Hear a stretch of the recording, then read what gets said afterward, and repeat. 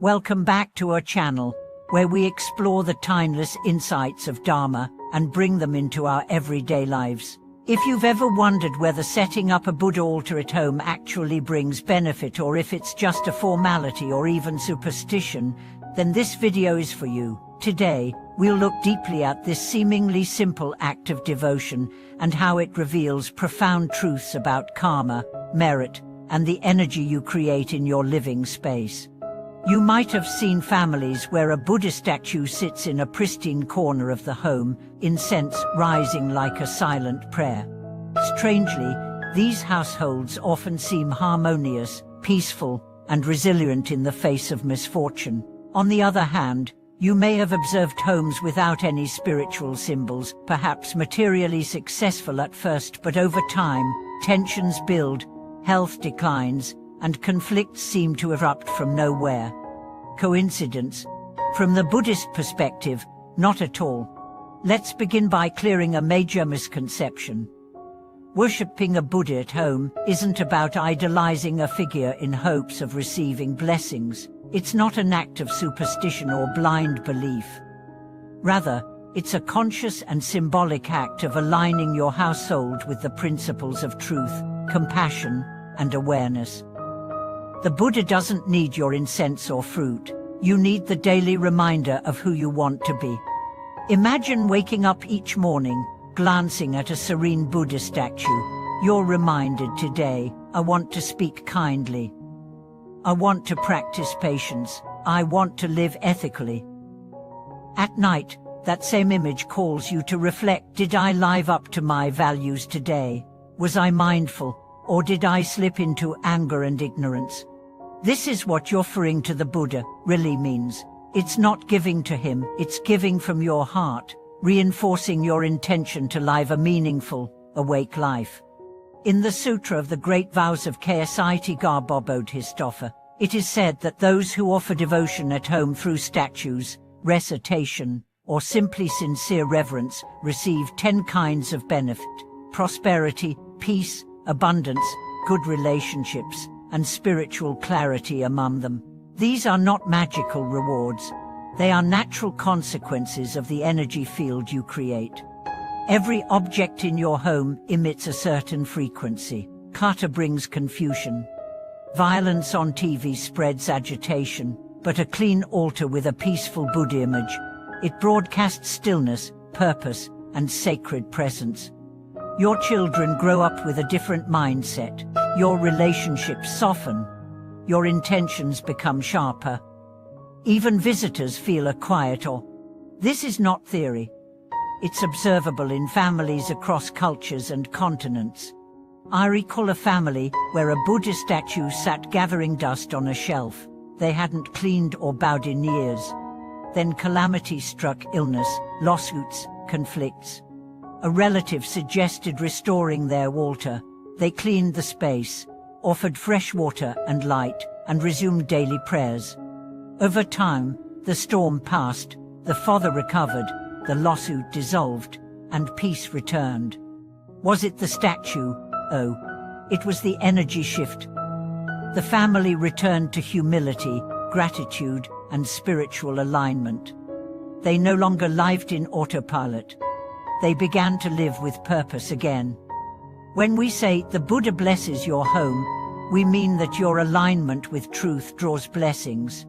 When you act in harmony with compassion, ethics, and mindfulness, the universe responds accordingly. This is karma in action, not as punishment or reward, but as energetic resonance. You might think, I believe in Buddhism, but I don't need a statue. I carry the Buddha in my heart. That's wonderful, but remember, we are forgetful beings. We need reminders. Visual cues are powerful. A picture of a loved one on your desk reminds you to stay motivated. A statue of the Buddha reminds you to stay conscious. Some people worry, I live in a tiny apartment, I can set up a full altar. You don't need a grand shrine. A small table, a candle, a cup of clean water, and your intention, that's enough. The sincerity of your heart matters more than the size of your altar. In fact, every offering is symbolic. Water symbolizes purity and clarity. Flowers represent impermanence and beauty.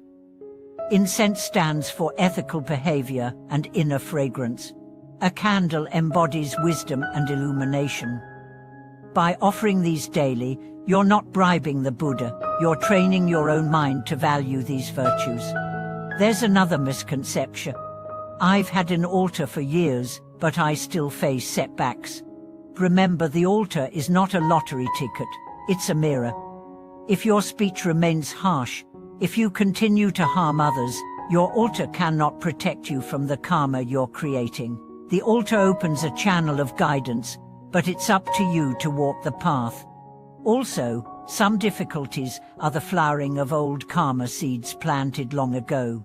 The altar helps mitigate the impact, giving you strength and wisdom to respond better. But don't expect immunity. Expect insight. True home worship isn't about kneeling for favors. It's about rising into responsibility. It's not about asking for miracles. It's about becoming a vessel through which miracles can happen for yourself and others. Let me share a story. A woman lost her job and was on the brink of eviction. In desperation, she set up a modest altar, just a statue, a candle, and a small bowl of rice. She began each day by offering her fears and ending each night by offering her gratitude. Over time, her mind cleared, ideas emerged. She started freelancing. Her landlord gave her grace. Eventually, she landed a better job than before.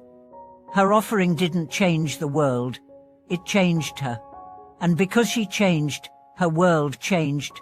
Now imagine an entire family practicing this. Parents modeling calm and reflection. Children growing up with values of generosity and introspection. Guests entering a space where peace is palpable. This is not fantasy. This is the power of a home with a spiritual center. You may think all this sounds too mystical, but even neuroscience supports the idea that ritual, intention, and visual focus reshape the brain. When you look at a peaceful object daily and connect it with virtue, your brain rewires, your reactions change, your decisions improve. And the best part, you don't have to be perfect. The Buddha doesn't demand piety, he invites sincerity. Even 5 minutes of daily stillness at your altar can stabilize your mood, improve your relationships, and offer a refuge from life's storms. In this chaotic world, where we are bombarded with noise, demands, and distractions, having a sacred corner in your home is a revolutionary act. It's a declaration that your soul matters, that peace matters, that truth matters. So if you're wondering whether home worship works, let me ask you this. Do you want your home to be a sanctuary of peace? Do you want your children to grow up with compassion and clarity? Do you want to face life's uncertainties with strength? Then yes, it works. Not because the Buddha grants wishes, but because you awaken. Thank you so much for watching this video. Do you have a home altar? Have you experienced changes since you began daily offerings or practice?